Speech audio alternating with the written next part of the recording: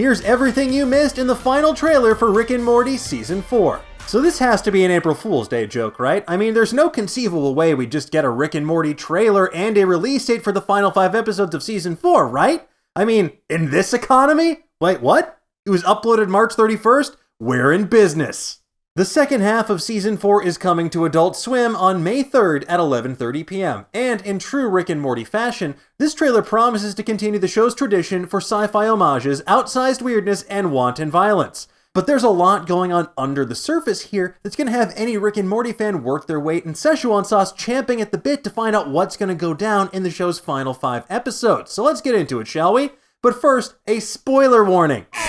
Psych! Just kidding, you guys click this video, you know what you're getting yourselves into. Let's do it. The trailer opens at a place we've been hoping to see a lot more of for quite some time now, the Citadel of Ricks. But more importantly, a waste disposal plant on its outskirts. The place is surrounded by 3 armies, which gives it a very Lord of the Rings Helm's Deep type of feel. There's a bunch of Ricks, a horde of Meeseeks, and what appears to be male Gazorpians.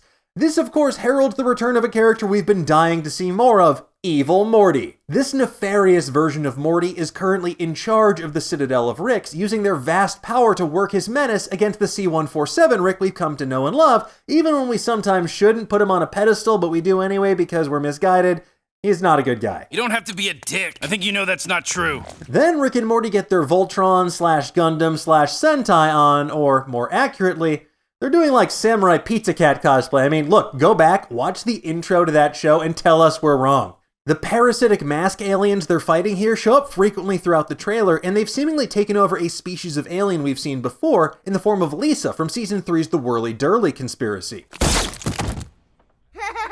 It seems that Rick and Morty need to fight these aliens so they can find Summer, but also somehow Summer's become their leader. And beyond taking a cue from the face-huggers we know and love from the Alien franchise, this also feels reminiscent of another fan-favorite face-hugging alien parasite, Starro the Conqueror, the classic DC Comics villain. And this isn't even the only DC Comics reference in this trailer, and we're going to get to that in just a little bit. But first, Rick grows a bunch of arms to fight a robot in a lair that feels more fantasy than sci-fi. And with the first half of Season 4 bringing more magic into the equation, we can't help but wonder if the show is going to explore fantasy more meaningfully in the last half.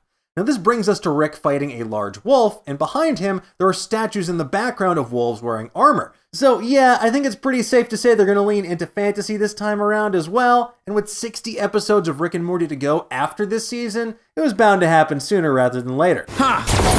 You know what? You're right. I could get used to this magic stuff. Next, Rick is using some sort of crystal orb to merge spectral forms of Morty with his physical form, and on closer inspection, it appears that these are all dead versions of Morty.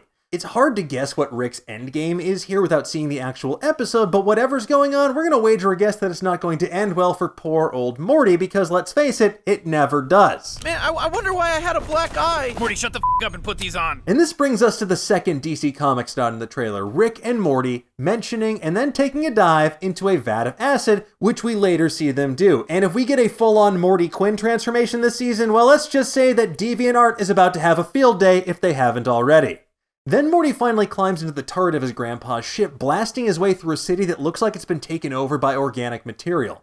If we had to take a guess, it looks similar to the resin secreted by the xenomorphs in Aliens. In fact, some of the ships that Morty's fighting appear to have been taken over by those self-same face-hugging aliens we mentioned earlier. So who could come to the rescue? Well, there's another character who's in the mix, Snowball. Where are my testicles, Summer? That's right, everyone's favorite hyper-smart genius dog in a mech suit is back. And this time, Snowball's fighting a cat in a mech suit that's weirdly similar to his own. So is he back from the dog dimension, or is this just going to be a quick cameo? Only time will tell. But in the meantime, don't forget about Jerry. He has to bungle his way through these adventures too. At one point, Jerry has a backpack and he's shooting through a tube. And then later, when he's telling his family that he has a life and he has dreams and they just straight up ignore him, you can see a jar of honey next to him labeled Jerry's own. And I don't know about you, but we're getting a very bad feeling about the idea of Jerry getting into beekeeping. And how's Summer? But that's not all. Other notable moments from the trailer include Morty recently hatched or escaped from a tube running from security Ricks on the Citadel of Ricks. We also get the return of Tammy, who caused so much trouble for the family at Bird Person's wedding, and now she's fighting Summer with a not lightsaber. And if Tammy's returned, you better believe we're going to see some Phoenix Person as well. Phoenix Person. Is that what we settled on? I thought we all agreed on Cyberbird. There's also some serious Flash Gordon space opera vibes going on when the ripped dude beats the ever-loving hell out of Rick and Morty on the deck of that spaceship. And if you look at the gems on his glove, it looks like a Thanos or Infinity War situation, but if you look closely, you can see they're just rings, so crisis averted.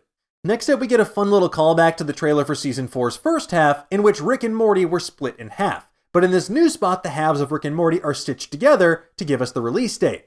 And of course, in true Rick and Morty fashion, the trailer ends with Rick wondering whether he's taking too much Adderall or not enough Adderall. I got caught up again. God, do I need to take more Adderall or am I taking too much Adderall? Ah yes, the eternal question wondered by college students and esports pros alike since time immemorial.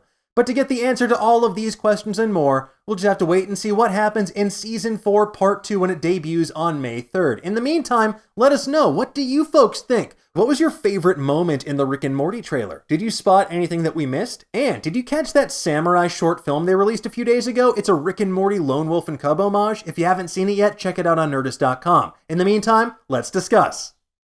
Thank you so much for watching. If you enjoyed what you saw, please like and share this video and share it with your friends. Also, make sure you subscribe to our channel, that way you never miss a new show. And if you want to get notified whenever we put up a new video, hit that little bell down below. That way you're going to be up to date on all the latest news, theories, and rumors in the pop culture world. In the meantime, stay safe, be healthy, and we'll see you next time.